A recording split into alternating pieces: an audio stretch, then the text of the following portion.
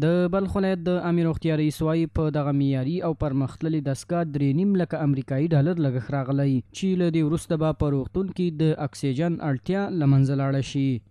این ماشین اکسیژن ما که یک قبلا گفتم که ماشین پیشرفته اکسیژن است که بر علاوه تولید اکسیژن و این ماشین ضمیمای دیگه داره که عبارت از مدیکال آیر و همچنان سکشن در خود داره که ما در سیستم شفاخانه وصل کردیم. این در حدود 350,000 دلار امریکایی خریداری شده بود و ما امروز نصب مونتاژ در شفاخانه حوزوی ابوالسینای بلخی کردیم. په همدې حال کې د بلخ مرستیال والی د عامې روغتیا مسؤلینو هڅې وستایلې. زیاته کړه چې دغه آلې په پاله کېدو سره به په روغتون کې د اکسیجن په برخه کې د ناروغانو 90% ستونزې حل شي.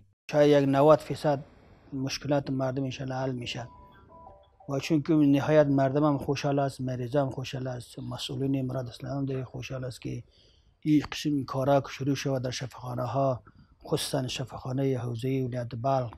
این نهایت خرسان هستیم که تمام مردم اگر در رسانه میبونه د خوشحال است. د یادونې وړ ده د کرونا ناروغۍ د څپې پر وخت ډیری ناروغان د اکسیجن د کمښت له امله په روغتون کې مړه کېدل.